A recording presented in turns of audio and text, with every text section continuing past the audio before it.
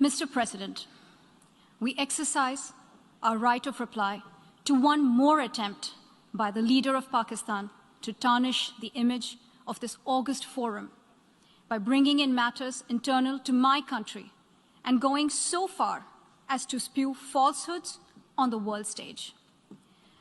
While such statements deserve our collective contempt and sympathy for the mindset of the person who utters falsehood repeatedly, I am taking the floor to set the record straight.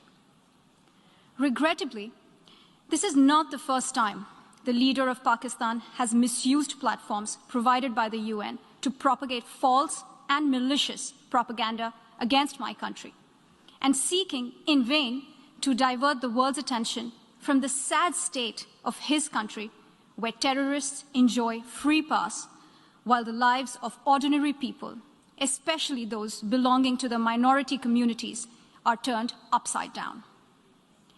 Mr. President, member states are aware that Pakistan has an established history and policy of harboring, aiding, and actively supporting terrorists.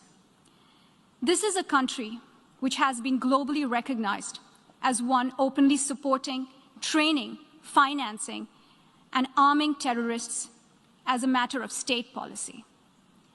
It holds the ignoble record of hosting the largest number of terrorists proscribed by the UN Security Council. Mr. President, we marked the solemn occasion of the 20th anniversary of the 9/11 terror attacks just a few days back. The world has not forgotten that the mastermind behind that dastardly event, Osama bin Laden, got shelter in Pakistan.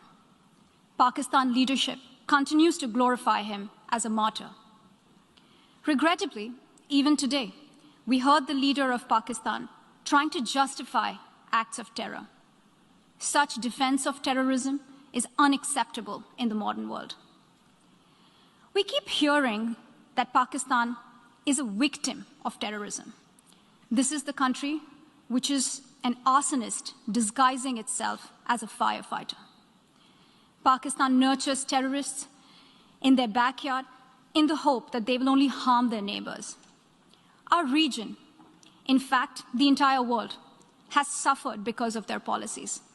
On the other hand, they are trying to cover up sectarian violence in their country as acts of terror. Mr. President, this is also the country that still holds the despicable record in our region of having executed a religious and cultural genocide against the people of what is now Bangladesh. As we mark the 50th anniversary this year of that horrid event in history, there is not even an acknowledgement, much less accountability. Today, the minorities of Pakistan, the Sikhs, the Hindus, the Christians, live in constant fear and state-sponsored suppression of their rights. This is a regime where anti-Semitism is normalized by its leadership and even justified. Dissenting voices are muzzled daily, and enforced disappearances and extrajudicial killings are well documented.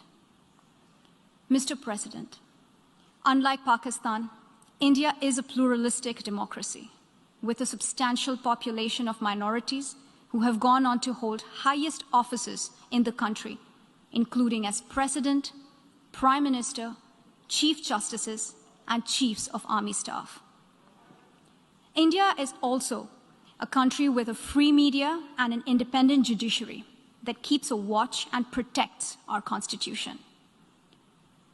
Pluralism is a concept which is very difficult to understand for Pakistan, which constitutionally prohibits its minorities from aspiring for high offices of the state. The least they could do is introspect before exposing themselves to ridicule on the world stage.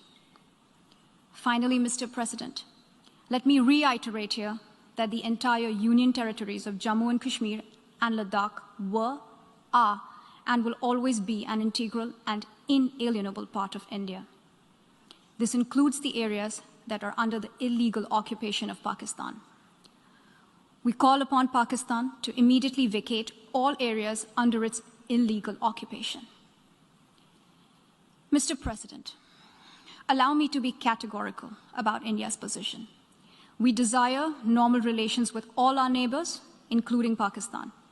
However, it is for Pakistan to work sincerely towards creating a conducive atmosphere, including by taking credible, verifiable, and irreversible actions to not allow any territory under its control to be used for cross-border terrorism against India in any manner. I thank you, Mr. President.